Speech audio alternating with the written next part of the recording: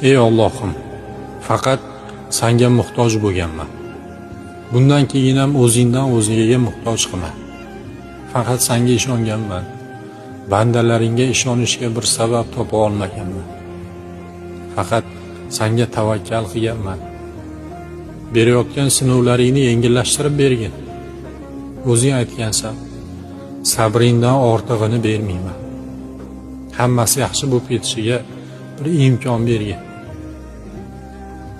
Yaxshilik eshigini ochgin. So'rasam faqat o'zim uchun so'ramayman. Oila a'zolarim, yaqinlarim uchun so'rayman. Sani azobingdan qo'rqaman.